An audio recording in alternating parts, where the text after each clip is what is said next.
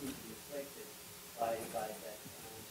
Having no focus on what generates the hope, inspiration, and what often the impact it has on society, holding themselves to be more accountable than they're being accounted for.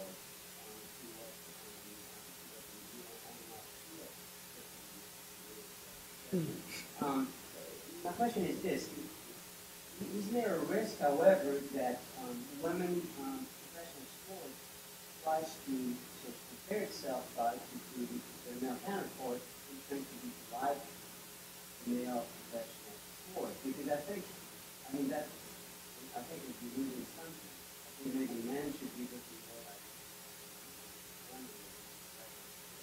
like. That's such an ideal, that's an admirable philosophy to have. But make no mistake, women do not want to be nonprofit. I mean, at CBS, at ESPN, they're not nonprofit companies, and they put on women's sports with the idea that these will generate revenue. That I would venture most women playing at a high level collegiately now want to become WNBA players. So it's admirable to say that, but everyone in this society, to be the best you could be, is usually a level of professionalism. And the WNBA is an unmitigated disaster. And now I love basketball. I've played basketball my whole life. I still play basketball. I want to love the WNBA, and I do sporadically. But first of all, the WNBA exists only because the NBA is bankrolling it. Secondly, the ratings are horrific because it's played in the summer, and most of us don't think about watching basketball in the summertime. The product is not the problem. The women play a beautiful game. They don't play above the rim, which is why I think, in part, it's a beautiful game. They play a team game. They pass the ball beautifully. I do believe at some point, I don't know when, that women will be better shooters than men across the board because they take the time to learn how to shoot the basketball because they can't play above the rim. Diana Taurasi, Candace Parker, these women are fantastic. But Candace Parker and Lisa Lesley now, who's retiring, may be the only two that are fashioning a very lucrative career out of playing professional basketball. The rest of these women make their money overseas. They come back. They play on these WNBA teams, and I don't know the average, but I think it's about between $40,000 and $50,000. We all make more money, a lot more money, than these professional women's basketball players playing for the WNBA. Jan? Oh, Jan. sorry, I'm not supposed to do that. That's fine. My question is along that line. It's always sort of bothered me that women's golfers make so much less money than male counterparts, and they are fantastic athletes, and they play the game just as beautifully. And it's unbelievable that, to me, that Tiger Woods, who was already a millionaire, won $10 million for winning the FedEx.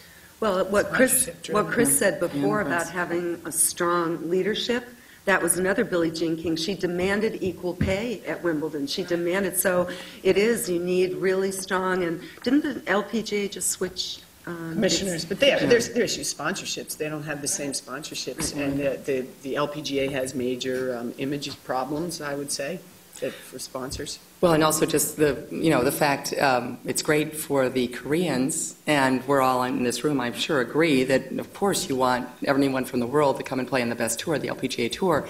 But the language thing is extraordinary, and for advertisers, and I'm not saying that is against Koreans, against the U.S., I'm not. It's just the reality that there are people from all around the world here, and they really need, this is the reality of marketing, they need a U.S. star.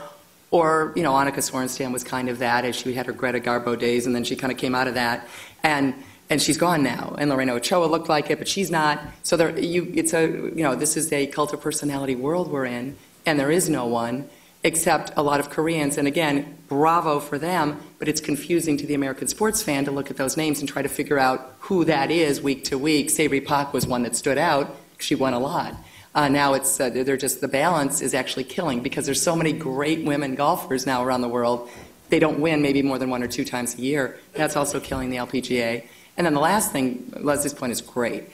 Billie Jean King. If Billie Jean King had played golf, there would be equal prize money in U.S. golf. Can you believe this? So free enterprise, as Jackie said, is the answer for golf.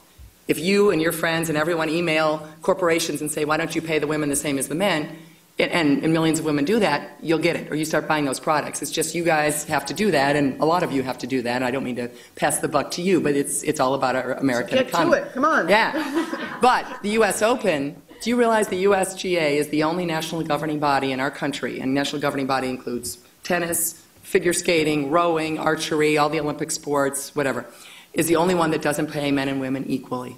And this is, of course, for the good of the game. It's the nonprofit. And they pay twice as much to the men as the women. The difference is tennis is on the same site, and tennis was so fortunate to have all its Grand Slams together. So you got the coverage together. The LA Times is covering men and women at Wimbledon. Unfortunately, the U.S. Open for tennis is the same place, great. For golf, it's two separate locations, although they're moving them to Pinehurst together in a few years. But even then, the USGA is male chauvinistic to the max, and doesn't believe, it gives short shrift to the women and doesn't care about the women. If the women had a sit-down strike, they'd get the money, but they'll never do that because they're making too much to risk it. Pam.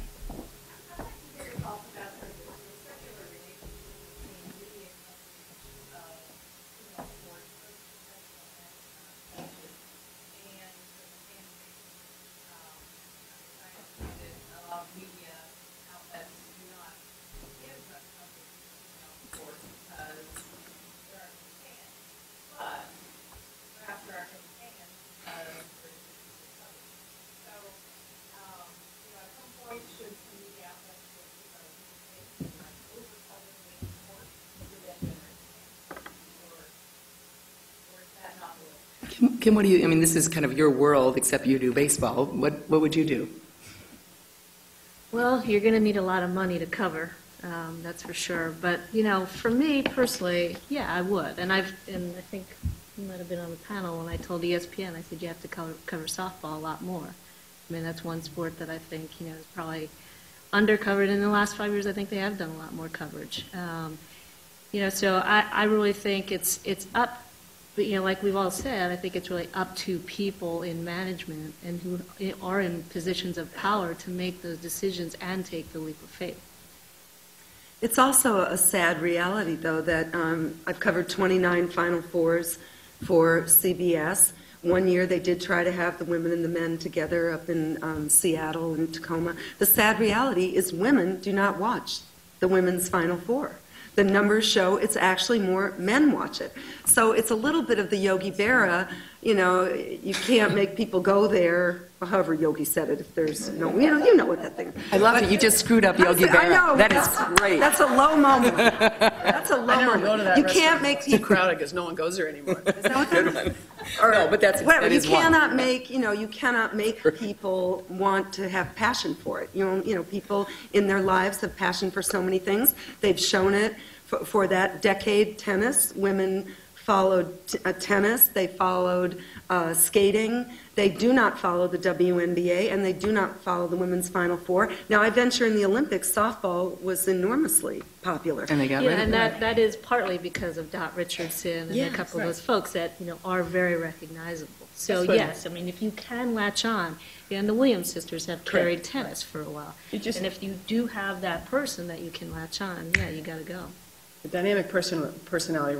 Now, Candace Parker is married to Sheldon Williams, who plays for the Celtics now. So I was at a game the other night, and Candace was there with their baby.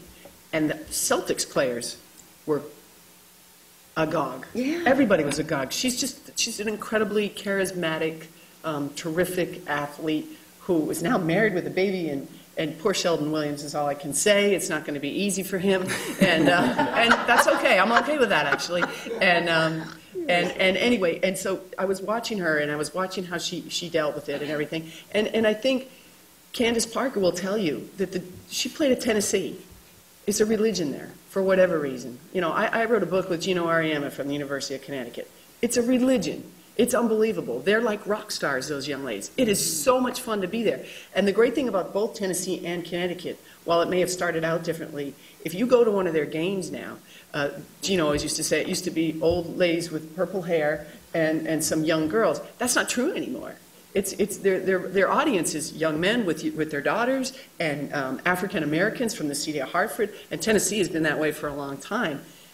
But so Candace Parker goes from that environment to the WNBA, and it's got to be a huge letdown.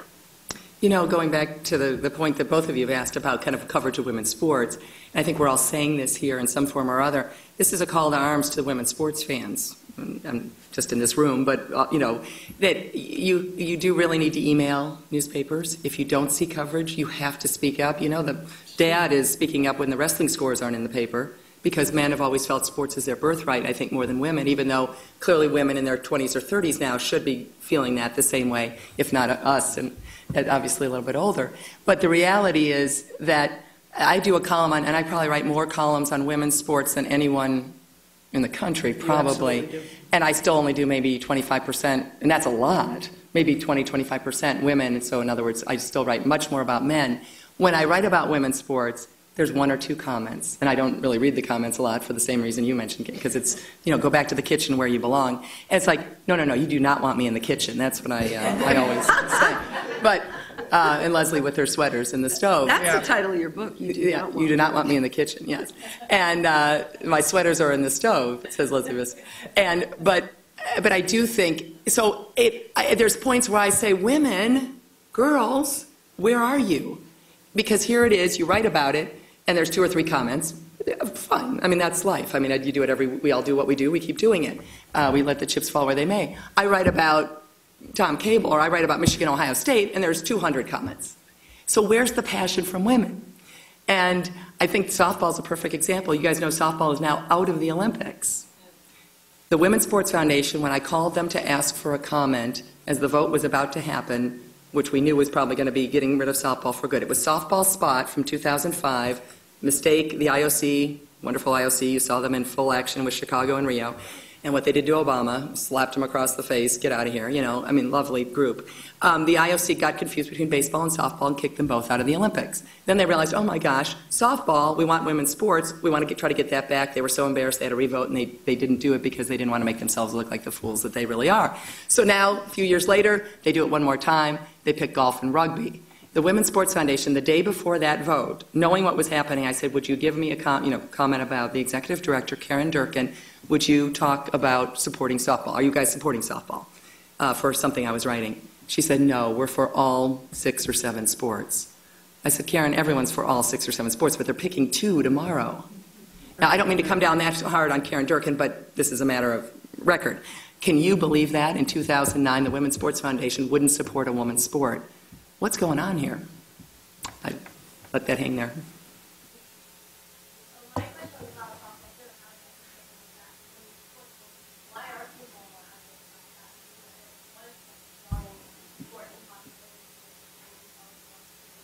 Yeah.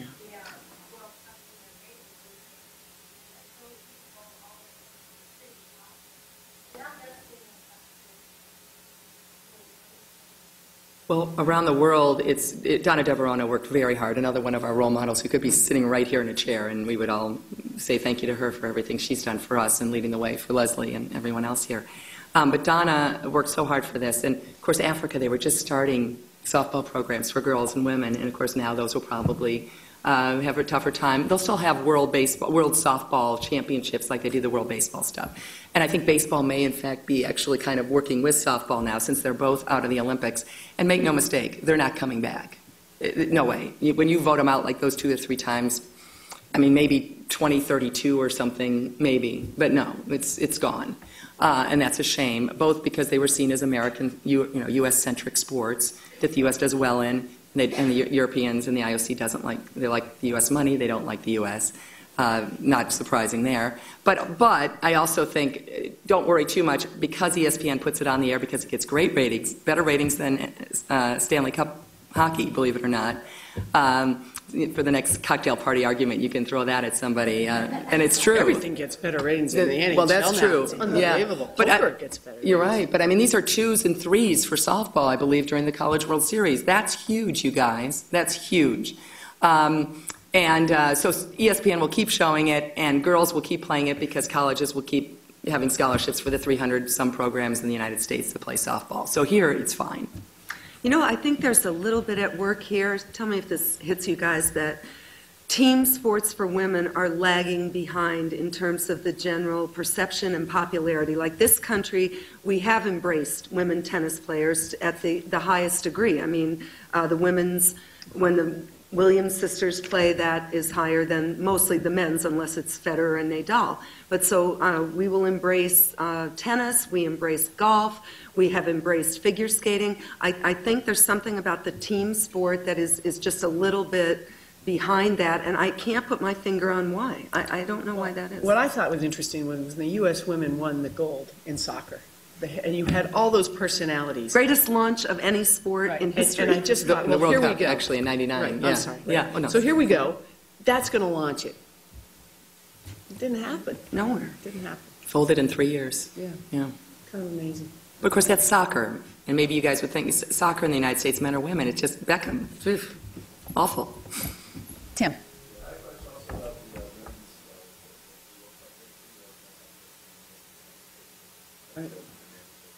Brandy Chastain.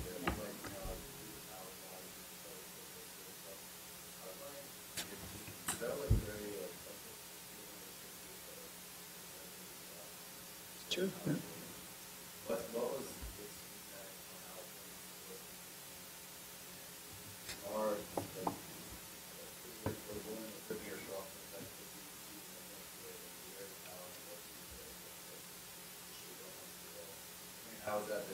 Yeah. Well, I've written a few things about this. Actually, because it wasn't a photo shoot, I think we should look at it as it was. An athlete celebrating a soccer victory. Brandy watches soccer probably more than anyone on the planet. In men's soccer, you know, she has all the soccer channels well before any of us could have them. And so she knew that men, wherever, celebrated by ripping their shirts halfway over their head or, you know, whatever. So she just did what she'd watched for years. The notion that it was the sports bra, remember all that? And Nike planted the sports bra. You would have had to make sure that Brianna Scurry was going to make the save on the third penalty kick by China, that Brandy was fifth. What if it had gone to six? Would have been Julie Foudy, I believe. You know, you just couldn't have done that. I think, and I thought the greatest reaction was actually my TV agent, Craig Fennick, Leslie, you know him, saying, "Oh my God, that woman is ripped." So under those baggy uniforms, which, by the way, the nation for the first time fell in love with women who wore men's clothes. It wasn't a figure skater. It wasn't a gymnast. It wasn't someone in a suit. It was a baggy outfit, and the nation stopped to watch it and cared about it so much. I think that was it. We saw an athlete celebrating. Maybe I'm a little too naive on that, but that's what I look at it as anyway. No, you know, I saw it, you know, and having played, I think we probably all played, you know, I saw it as just raw emotion. And she was triumphant. And it was actually it was infuriating to me that all of this stuff came out. And it, again, it goes back to women, you know, not being able to experience a lot of things that men do. That was my take. It's like, have any of you ever been to a health club? I mean, I don't know about your health club. Women are walking around in sports bras all the time. That you don't want to. Right. And men So too. we're okay with it. But right, I have Shirtless men, too. I usually have my little sleeveless tee on, but I just didn't get why that part of it was a big deal. I didn't understand. Christine Lilly, who played for the Breakers, now defunct, the Boston Breakers, although they're bringing it back, and I talked a long time about that. And Christine Lilly is one of my favorite people of all time. She's an incredible athlete, a great soccer player, a great person, handles herself beautifully, and is married, has a child, is still playing, and just said, you know what, I gave up the idea a long time ago that this is going to be lucrative or that I will be world famous, although I think she sort of is. But she plays for different reasons than her male counterparts would in other sports. And she made that decision a long time ago. She's at peace with it. And you know, when we were talking about that great event with Brandy, Brianna, all of them, and she said, well, look what's happened to Mia Hamm. She retired, she married Nomar, she does an occasional Gatorade ad, but when's the last time you've ever heard anybody mention her name? And yet, I heard Dan Marino's name yesterday, and he hasn't played in how long? Gone and forgotten. And to the point you made about media coverage, it was the 10-year anniversary of that. It was July 10th of 1999, so we just had the 10-year anniversary.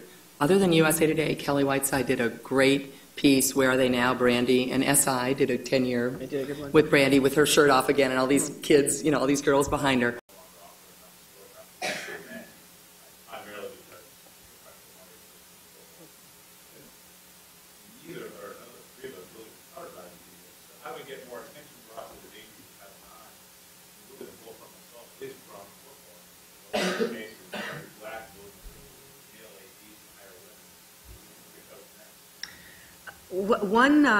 One avenue that everyone can pursue is the internet is yours. The internet belongs to all of you, so that, maybe if the Kansas City Star is not doing enough with this, you can bring pressure. Now, everyone is a writer in this country or has the opportunity to speak out, and that was unheard of 15, 20 years ago. But, one of the great myths is that men's football, that all the Division I programs make enormous amounts of money. That is just not the case. They cost an enormous amount of money, so they generate a lot of revenue, but a lot of the revenue they generate goes to supporting all the aspects of a Division I football team. So, but I do think now everybody can be an advocate. That is one good use of the internet. Football is an age-old problem. Yeah. Boston University was a Division I AA football program. They made the decision to drop football because it certainly wasn't revenue producing. I mean, there were less people here, and this is more than they used to get for their games. And I'm not joking. And they were pretty good. It wasn't like they weren't good. They were pretty good. They were a city school, and they made the decision to drop football. So what amazed me about that was nobody cared about BU football before they were going to drop it. It's kind of like when they decided to close Woolworths. Everyone, I remember, Woolworths. Well, why don't you go? If you love Woolworths so much, go to the store and buy something. They're closing it because nobody goes anymore. And that's what happened with BU football. And there was a huge outcry. And all these local area football coaches from other institutions all banded together to save BU football. And I kept thinking, why? You don't support it now. They're doing it for very good reasons, so they can be in compliance, and so they can give the proper attention to their sports across the board at this university that a major university in a major city deserves. And yet, that was one of the most unpopular decisions ever made, and yet nobody ever went to be football. Football is one of these ingrained cultures that it's going to take us a long, long time to. We're looking at colleges for our daughter, and my husband's like, well, does it have a football team? I'm like, I don't know. Who cares? He does. But. Tim, talk a little bit about your situation. You are in clearly a male-dominated field. I would imagine, I don't know, one of very few women in management. You're trying to break into a level of top management. There's probably a perception among the public that as a woman, you can't possibly know what it means to manage a baseball team. You never played baseball. Talk about the different perceptions, the external perceptions, and perhaps the internal reality when you interview with other teams for a general manager position. What do you feel about what's going on? Well, this is a very long answer, long question. It's funny, we were just at the GM meetings in Chicago, and I looked around the room. I was thinking about this panel, and I looked around the room, and there were probably about 120 people in the room, and there were 4 women. It's about 2%. Two of the women were from the central office, and 2 of us were assistant GMs. And I turned back the clock about 20 years ago to my first industry meetings, and there were 2 women. And one was an assistant GM, and then there was an intern, and the intern was me. So you could say we've doubled. And she replaced you at the Yankees, right? Yeah. So that's not the way I'm going to look at it. Mm-hmm. In terms of those positions, we really haven't made a whole lot of headway. Another thing that's disappointing to me is looking, but, you know, a reporter asked me a question, so who are you doing this for? You know, who's behind you? And I went, oh, you know, I came up with one person, one woman that I know of, very young, she's probably 23, 24 years old. So there aren't very many of us. In terms of external perception, I will say that when I've got to I've had 2 interviews now. When I've gone into the interviews, the first one I thought I had probably a 10% shot. By the end, it was up to 50. By the end of the process, it was up to 50, which I thought was huge. And, you know, that first time people said, God, it's taking so long. Are you worried? I said, no, no, no. I said, make no mistake. The longer it takes them to make a decision, the more I know I've got a shot. The second time, I really didn't feel good about it, you know, just in terms of some of the comments in the paper. Yeah, it was definitely less than the 5%. So we're not talking about very good odds. But again, someone said, are you worried that it's taking so long? And I said, no. You know, and there were things said during the interview to me that gave me some hope. You know, so anyway. So externally, I know I'm always going to be up against it. I know I'm always going to be the long shot, the dark horse, but I like that because I like, you know, I like impressing people, you know, just not having any shot at all and then them walking away. And I also like to go last in the process, too, because that will be the last impression that they have.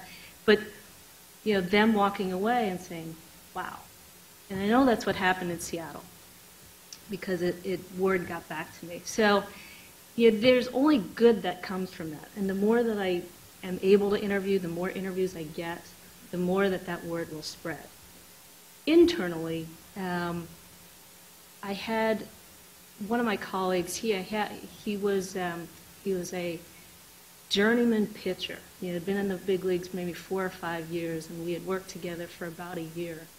And he said to me at one point, he said, you know, no one will ever know what you know until they work with you. And that was one of the nicest compliments I ever. Oops, sorry, that was my phone. Thank you. It's Theo Epstein on the phone. Theo, I heard you're trading us. But that was one of the nicest compliments I ever got, because I think it tells you that, you know, well, first I'm not out there promoting myself like some of the others do, you know, but I think the more that word gets out, you know, the more scouts I talk to, the more scouts get to know me. Make no mistake about it, my industry is very, very small. So when you have people like Jim Fregosi and Bo LaJoy and Lee Elia on your side, you know, guys who are 70 years old or above, you know, they're saying, you know, Kim Evans, she's pretty good. That helps. So, I mean, it's definitely a very slow process, without a doubt. Do you really want this job? Be a GM? You really want it? No. Just pretending. Just want to throw myself through the ringer. It is go ahead. No, go ahead. I was going to say it is such a long road to acceptance, and all of us have faced it. I remember the first time I went to do my first story with the Patriots. The coach was a guy, Chuck Fairbanks, and so I went up to ask him something about his linebacker. I have to tell you, I was terrified, you know, to be the Globe, which, Jackie, all of you know this, the Globe really has always had the murderer's row of a sports section. I mean, it's been Peter Gammons on baseball and Bud Collins on tennis and Lee Montville and Ray Fitzgerald, brilliant columnists, and it was Bob Ryan on basketball, followed by Jackie. So, you know, it's always been such an enormously respected paper, and I was pretty terrified. Will McDonough was an idol to all of us. He was our legendary NFL writer. So for the Globe to make me the first woman beat writer was basically terrifying. And I remember the first day I went to the practice and I asked Chuck Fairbanks something about his linebackers, and he looked at me, wait a second, he said, you know, you ought to go to lunch with my daughter. You're about the same age. I was like, Yeah.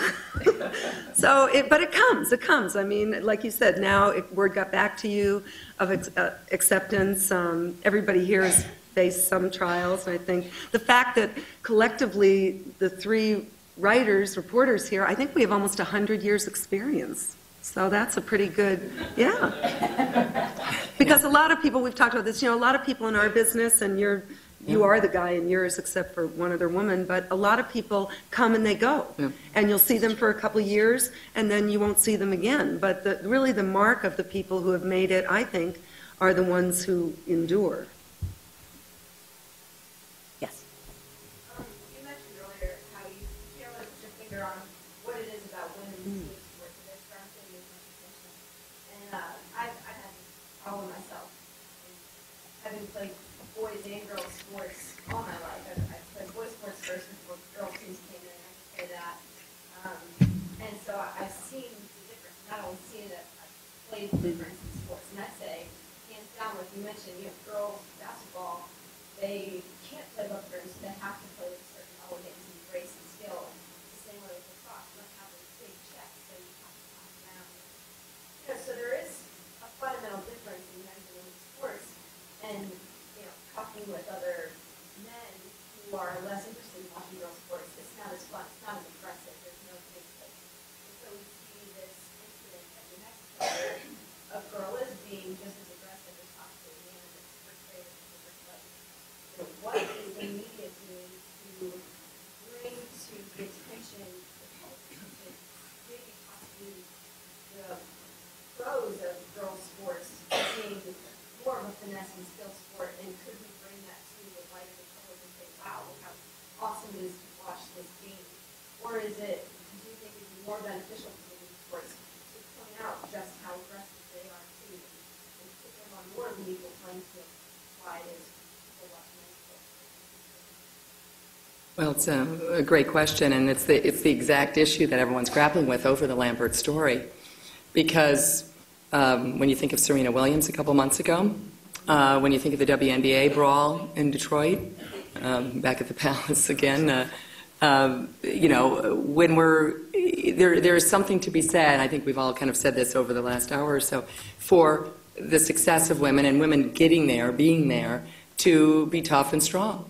If we're teaching our daughters and our nieces to be just as tough and strong as our nephews and our sons, this is the result. We can't, go run through a brick wall.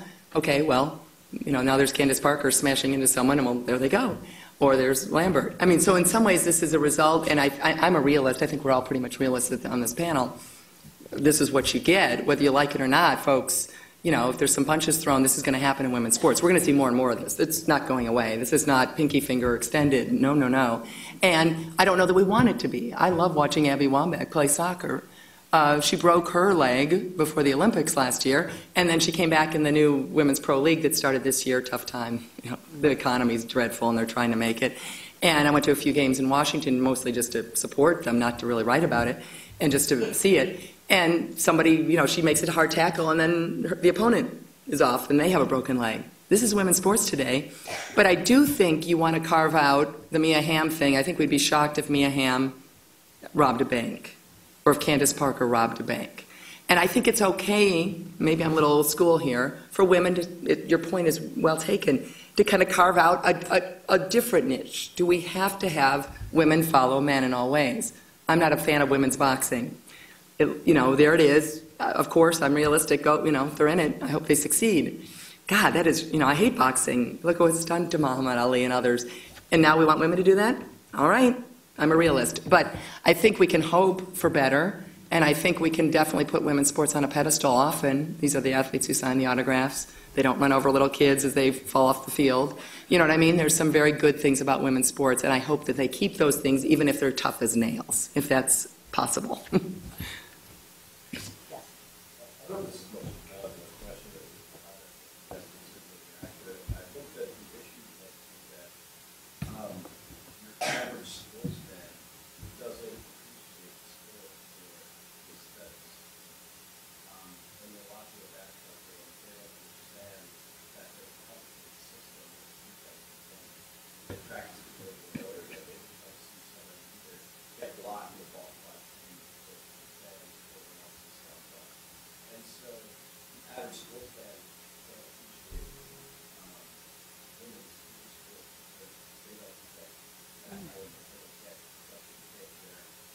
safely expanded over just basically knocked that. And they value it locally and they value some of the actors, sort of having like about certain sports that have a lot of and I think that's why they stuck it.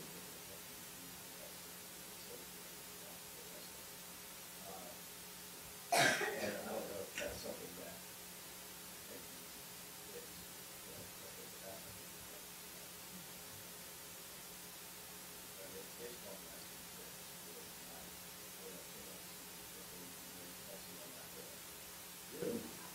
you can't sit there and watch 3 hours of Why not? and stand it, and I think there's to watch, the words we Henderson, spot that sounds like that. What's the matter with it? Stand it, spot, the average fan is good, so they're not.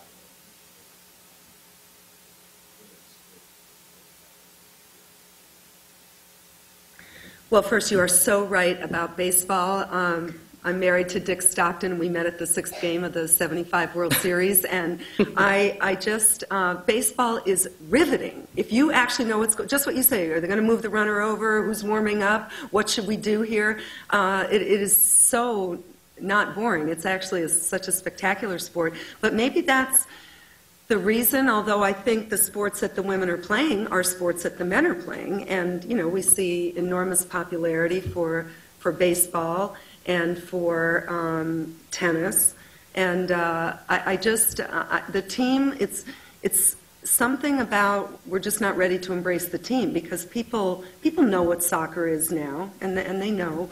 But, we were just going through all the sports. They're all individual that they follow, gymnastics and even swimming. Swimming can get some attention with Dara. Maybe... but I think part of it is incumbent on the fans. I mean, they had a magazine, Sports Illustrated for Women. Nobody bought it.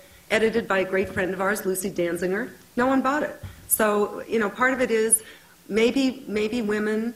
You're not a fan of Lucy? Probably. But, they were struggling, too. They're trying to find... But for whatever it was, there wasn't enough complaint, or better writers didn't say, I need to be there. I bought these in the gift shop.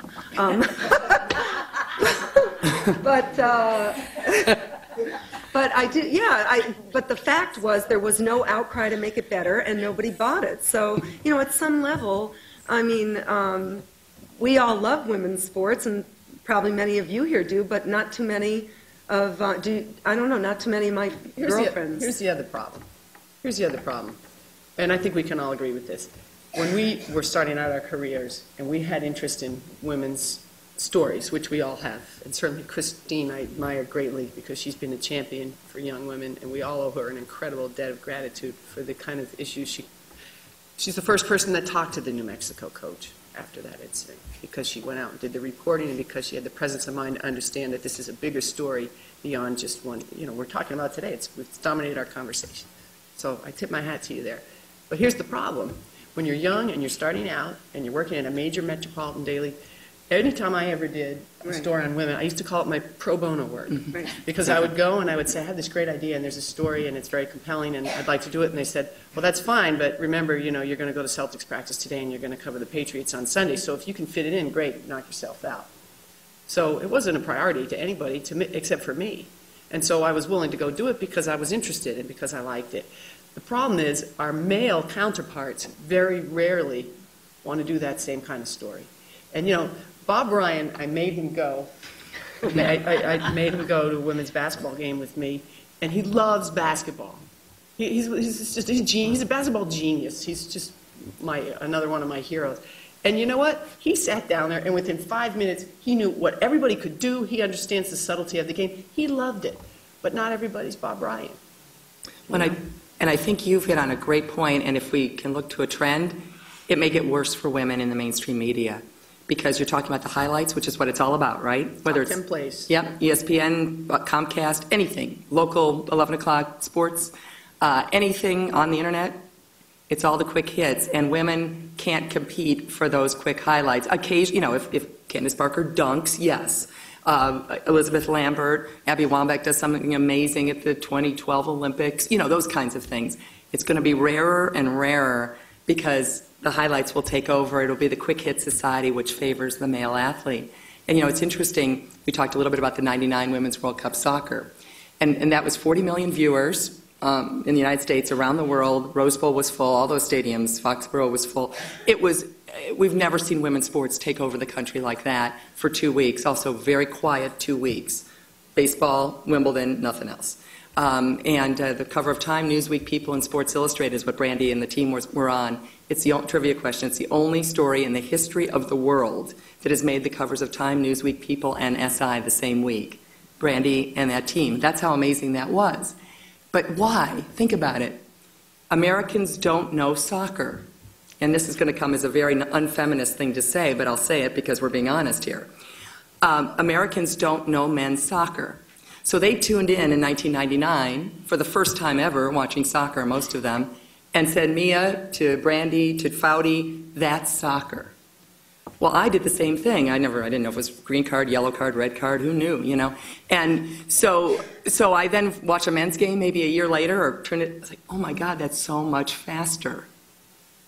So I think the women benefited because it was a sport that Americans really don't care about and don't watch with regularity. I think that's where the WNBA, to the points you've made all along, it's just in this highlight world you're highlighting and talking about, it can never compete with the NBA above the basket.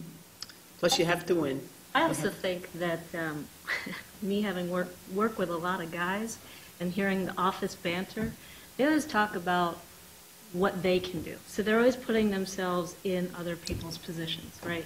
So they watch Venus Williams, they watch Serena Williams, like, damn, look at her, she's huge. She can serve the ball 125 miles an hour. They watch Annika Sorenstam, drive 280, 300 yards. They can't do that. And so I think that's why those sports may be a little bit better. And then I'm just hypothesizing.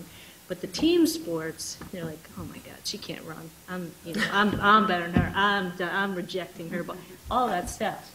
So I think that's and like I said, this is all office banter, but I hear it all the time. Oh, I could dunk over her, no problem. So I think that could be part of it too. But I do agree with you about baseball. And even within baseball, I love to watch the pitching. It's a chess match for me. And but fans love home runs. So. Well, please join me in thanking our wonderful panel.